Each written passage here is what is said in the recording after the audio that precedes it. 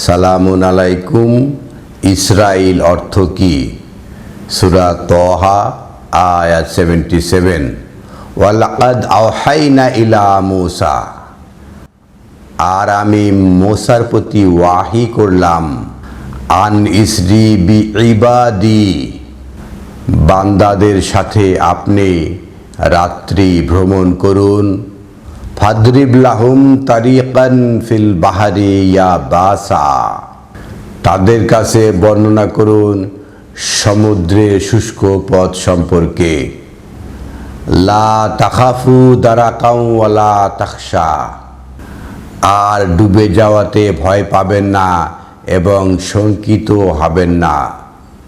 ফা আতবাআহুম ফিরআউন বিজুনুদিহি, ফিরআউন ও তার সৈন্যবাহিনী তাদেরকে অনুসরণ করবে।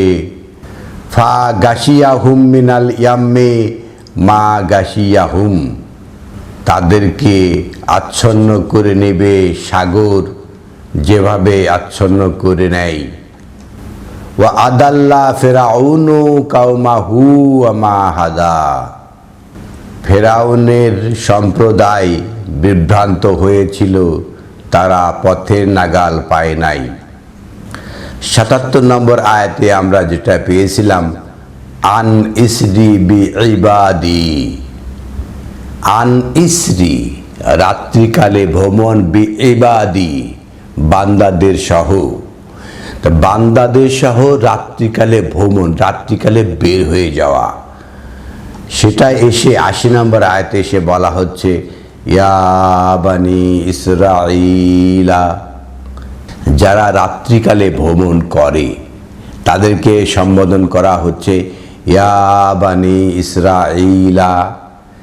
তো ইসরাইল শব্দটা আল কোরআনে এসছে 42 বার, আর বানি ইসরাইল এভাবে এসেছে 40 বার। তো ইসরাইল, ইসরা, যারা ইসরা করে, যারা রাত্রিকালে ভ্রমণ করে, তার মানে কি দিন শেষে রাত্রি 24 ঘন্টার 12 ঘন্টার দিন আর 12 ঘন্টা রাত, এই রাতে ভ্রমণ করে, বিষয়টা এমন নয়।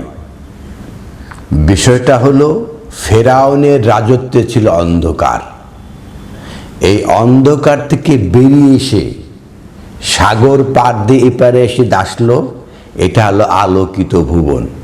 আর ফেরাউনের যে জগৎ ছিল, যে রাজ্য ছিল, সেটা হলো অন্ধকার।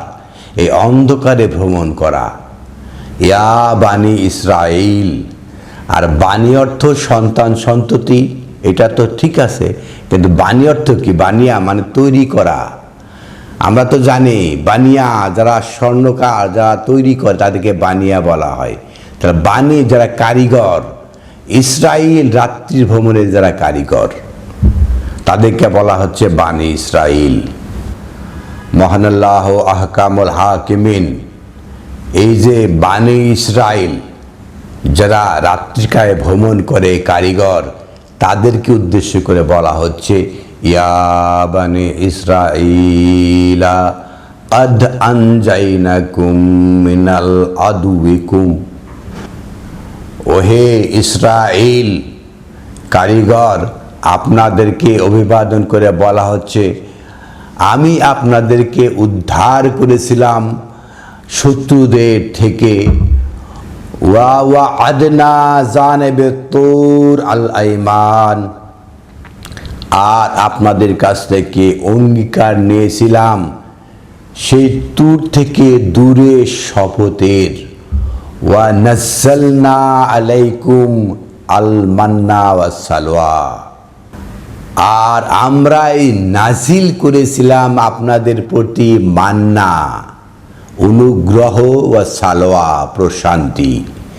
এই যে মান্না ও সালোয়া, এই যে অনুগ্রহ এবং প্রশান্তি দ্বারা কি হয়েছে, যে একটা আলোকিত জীবন এসেছে। অন্ধকার জীবনকে অতিক্রম করে আলোকিত জীবনে আসাটাই হলো কি ইসরা। যারা এই কাজ করে তাদেরকে বলা হয় বানি ইসরাইল। সূরা বানি ইসরাইলের প্রথম থেকে, অথবা সূরা ইসরা রাত্রিকালীন সফর, এর প্রথম থেকে সুবহানাল্লাযী আসরা বিআবদিহি লাইলাম মিনাল মসজিদুল হারাম ইলা মসজিদুল আকসা। সুবহানাল্লাহি, সেই তিনি মহান যিনি সফর করিয়েছেন রাত্রিকালে বে আবদিহি লাইলান, রাত্রিকালীন সফর। তার মানে কি, রাত্রিকালীন যে সফর, অন্ধকারাচ্ছন্ন জগতের যে সফর, মিনাল মসজিদুল হারাম, প্রাথমিক জ্ঞানের লেভেল হলো মসজিদুল হারাম, ইলা মসজিদুল আকসা, আর দূরবর্তী মসজিদ, ঊর্ধ্বের যে মসজিদ সেটা কি, আল্লাযী বারাকনা হাওলাহু বিনুরিয়াহু মিন আয়াতিনা, যেখানে তিনি বারাকনা হাওলাহু, তার চারপাশে বরকতময়, বিনুরিয়াহু, এই যে আল কোরআন, নুরিয়াহু চারপাশে, মিন আয়াতিনা, আয়াত দিয়ে যেখানে বরকতময় করা হয়েছে সেই জায়গাটা। তাহলে রাত্রিকালীন সফর, এই যে রাতের অন্ধকার থেকে বেরিয়ে আসতে হবে আলোতে, মসজিদুল আকসা, দূরের মসজিদ, যেখানে বারাকনা হাওলাহু, তার চারপাশে কি, লিনুরিয়া মিন আয়াতিনা, আলোকিত কিভাবে, আয়াত দ্বারা, সেটা হলো মসজিদুল আকসা। আর আগেরটা হলো কি, অন্ধকারাচ্ছন্ন। এই অন্ধকার থেকে আশ্রয় করে বেরিয়ে আসতে হবে। ইন্নাহু হুয়াস সামিউন বাসীর, আর তিনি মহান শ্রোতা, মহান দ্রষ্টা। পরে 2 নম্বর আয়াতে সে বলা হচ্ছে ওয়া আতাইনা মুসা আল কিতাব, আর আমি দান করেছিলাম মুসাকে আল কিতাব। তাহলে ওয়াও আতফ, সংযোজক অব্যয়, আগের সাথে এই আয়াতের সম্পর্ক রয়েছে। তাহলে কাকে তিনি রাত্রিকালে সফর করেছেন, সেটা হলো মুসা নবীকে। ওয়া আতাইনা, আর আমরা দিয়েছিলাম মুসা আল কিতাব, মুসাকে আল কিতাব দিয়েছিলাম। ওয়া জালনাহু হুদান, আর এটাকে বানিয়েছিলাম পথ নির্দেশনা, লিবানি ইসরাইল। তাহলে যারাই এই রাত্রিকালে সফর করেছে এরাই হলো বানি ইসরাইল। যারাই রাত্রিকালে সফর করে মসজিদুল হারাম থেকে মসজিদুল আকসায় পৌঁছেছে, হাওলাহু, তার চারপাশ হলো নুরিয়া মিন আয়াতিনা, আয়াত দিয়ে আলোকিত। আল্লাহ তাত্তাখিযু মিন দুনি ওয়াকিলা, আর আপনারা ধরবেন না আল্লাহ ছাড়া আর কাউকে উকিল হিসাবে। সূরা বানী ইসরাইলের প্রথম আয়াতে যে লাইল রয়েছে, রাত্রি রয়েছে, রাত্রিকালীন সফর রয়েছে, সেটা এসে 79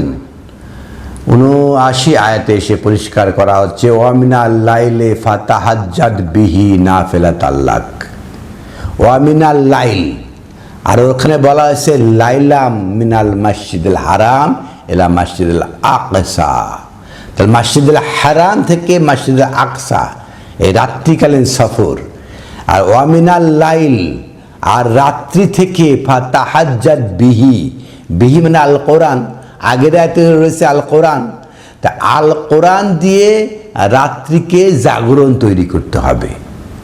রাতের যে জাগরণ, মানে রাত্রিকে জাগরণ না, রাত্রিকে জাগরণ করে অন্ধকার দূর করতে হবে।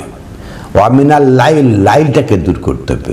ফাতাহাজ্জাদ বিহি, এই জাগরণ তৈরি করো, নাফিলাতাল লাক, এটা আপনার জন্য অতিরিক্ত দায়িত্ব। আসা আইয়াব আসাকা রাব্বুকা মাকামাম মাহমুদা, আশা করা যায় আপনাকে উত্থিত করা হবে, উত্থিত করবে আপনার রব মাকামাম মাহমুদা, একটা সম্মানিত প্রশংসিত অবস্থানে। যারাই রাত্রি দূর করবে এই আল কোরআন দিয়ে, বিহি আল কোরআন দিয়ে অতিরিক্ত দায়িত্ব হিসাবে, তাদেরকে আল্লাহ দান করবেন, রব দান করবেন মাকামাম মাহমুদা, একটা প্রশংসিত অবস্থানে।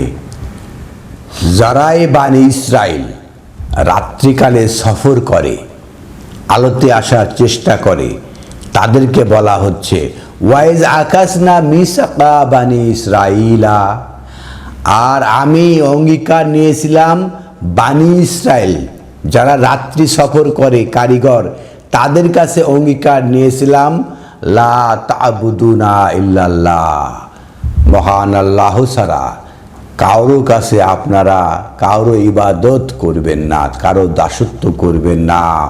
ওয়াবিল ওয়ালিদাইনে ইহসানা, আর পিতামাতার সাথে ইহসান হবে। ওয়াজিল কুরবা ওয়াল ইয়াতামা ওয়াল মাসাকিন, আর ইহসান হবে কার? নিকটে যারা রয়েছে তাদের সাথে, ইয়াতিমদের সাথে, মিসকিনদের সাথে, যেভাবে পিতামাতার সাথে হয়ে থাকে সেইভাবে। ওয়াকুলু লিন্নাসি হুসনা, আর মানুষের সাথে কথা বলবেন হুসনা, একদম আহসান, উত্তমভাবে। ওয়া আকিমুস সালাত, আর আপনারা মানুষের সাথে সংযোগে দাঁড়িয়ে যাবেন। ওয়াতু যাকাত, আর পরিশুদ্ধতায় আসবেন।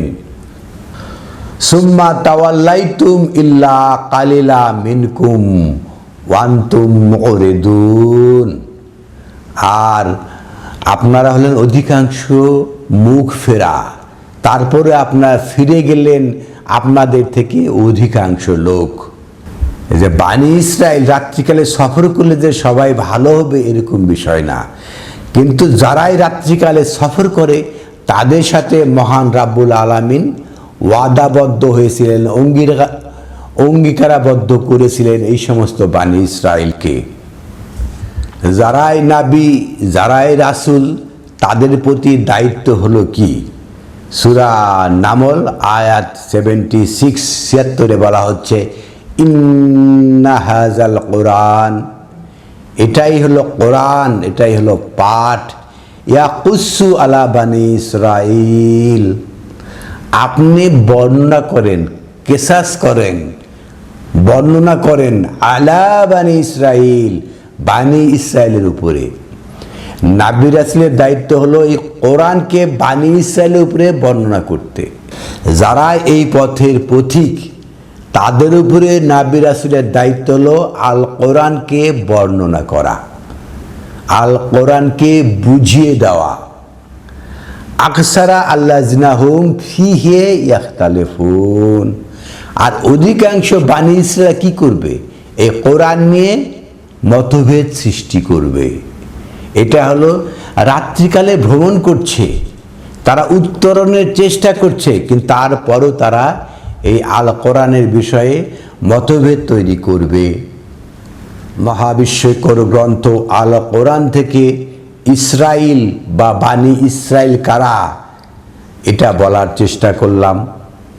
ইসরা মানে রাত্রিকালে সফর, বানি ইসরাইল যারাই রাত্রিকালে সফর করার কারিগর তারাই হলো বানি ইসরাইল।